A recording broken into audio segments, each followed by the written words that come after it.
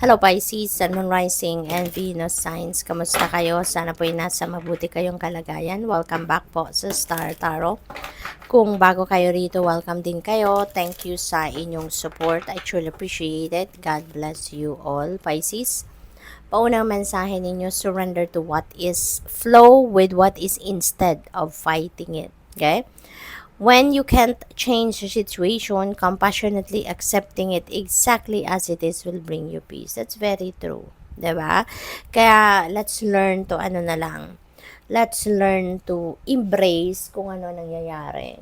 'Di ba? Kung ano yung nag-unfold sa buhay ninyo right before your eyes. Tanggapin na lang natin as it is. Instead of kontrahin natin, instead of pilitin nating baguhin even if it's not meant to be changed, 'di ba? So let's just surrender. Surrender to what is. So what else? We have surrender worry. Make a commitment not to lead an anxiety-driven life. When worries arise, breathe them out of your body, focus on on the power of your heart, and have faith that the Spirit is guiding you always. Kasi wala namang mangyayaring maganda kung magwo-worry tayo, lalong-lalo na if we are exerting effort on worrying about something that is beyond our control. So, parang tinotorture natin ang sarili natin that way. 'Di ba? Kasi, hindi naman natin kontrolado. Wala naman tayong magagawa doon because it's, beyond our control. So, nagwo-worry ka ng nagwo-worry. Mas lalo lang magwo-worsen ang inyong nararamdaman. Mas lalo lang magwo-worsen ang inyong sitwasyon kasi, mas magmamagnify pa yung worry ninyo. Mas lalong mag-a-attract yan ng more negative situations into your life, 'di ba? Kaya as much as possible, no? Let's surrender, no? Surrender to the natural ebb and flow of life. Kung ano man yung mga worries ninyo, mga concerns ninyo, ialay nyo na lang yan sa Panginoon. Lift it all up to God. Lift it all up to the divine universe and to the rest of your spirit team. 'Di ba? Ang hinalan natin, ang asikasuhin natin kung ano ang makokontrol natin. Kung ano ang meron tayong magagawa over something. Rather than putting our efforts and energy and time doon sa mga bagay na wala naman tayong control over. 'Di ba? So, what else? We have surrender fear. Let go of the fearful stories you are telling yourself. Stay in the moment, focus on solutions, and celebrate every baby step forward. 'Di ba, Pisces? Kaya wag na tayong mag-worry, wag na tayong matakot. Let go of those negative energies. Kasi wala tayong mapupuntahan. Wala tayong mararating. It's not going to bring us to where we want to be or to where we need to be at a certain time. Kung yun ang mga nandiyan, no? May stuck tayo, no? Mapapupunta ka lang sa stuck energy, mababalot ka lang ng stuck energy kung lagi kang magwo-worry, kung lagi kang matatakot. Kasi it will hold you back, no? Kahit maganda ang plano ninyo, kahit maganda yung ideas ninyo, kung nagwo-worry kayo, may fear kayo, it will hold you back na mag-take action kayo. Kaya,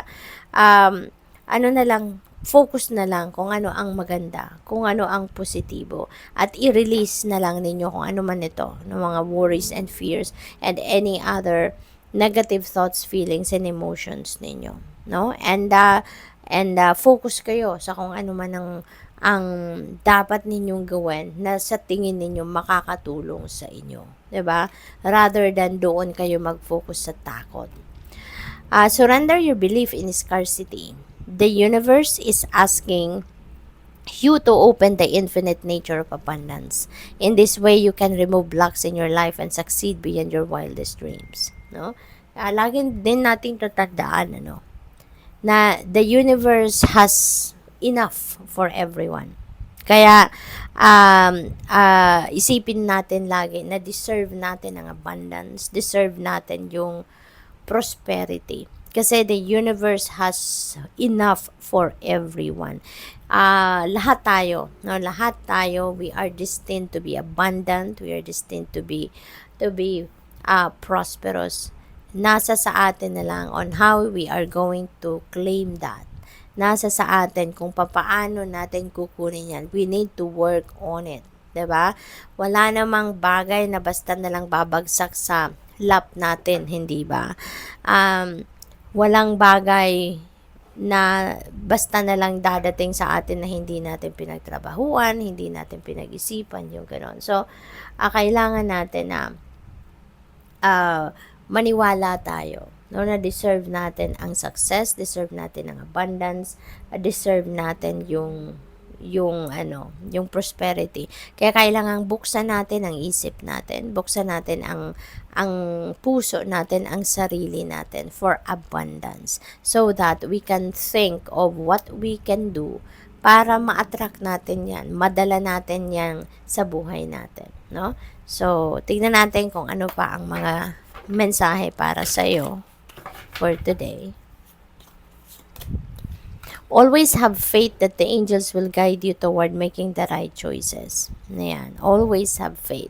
Kasi yung mga guardian angels natin, lagi yan nandyan. Lagi lang yan naghihintay na humingi tayo ng tulong sa kanila. Na humingi tayo ng, or manawagan tayo sa kanila. No? So, they're always there. Kaya maniwala kayo na lagi tayong gagabayan nila. No? Kung ano ang dapat, kaya nga guardian angel sila natin, 'di ba? Kasi lagi sila nandiyan, nakaagapay, laging nagbabantay, laging at kumagabay sa atin. So what else? We have you are worthy of love and respect. Surround yourself with supportive and encouraging people. Kasi sa ganitong paraan, that is one way also of protecting yourself, no? Protecting your energy, no? Surrounding yourself with supportive and encouraging people.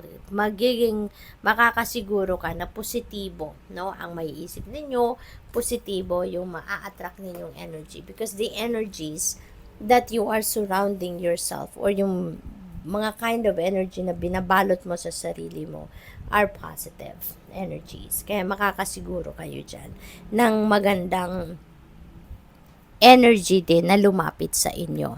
Okay? What else? We have practice leads to mastery. Mastery brings you closer to the divine. Okay? So, practice makes perfect. 'Di ba? Yun talaga ang kasabihan. Good practice makes you perfect. Kaya, maaaring yun ang kailangan ng iba sa inyo sa ngayon. No? Paulit-ulit ninyong gagawin. Kung hindi pa ninyo gusto, hindi pa ninyo nakukuha yung gusto ninyong klase ng resulta, no? Then do it again and again hanggang sa ma-master ninyo. So, good luck. Thank you for watching Love and Light. Namaste.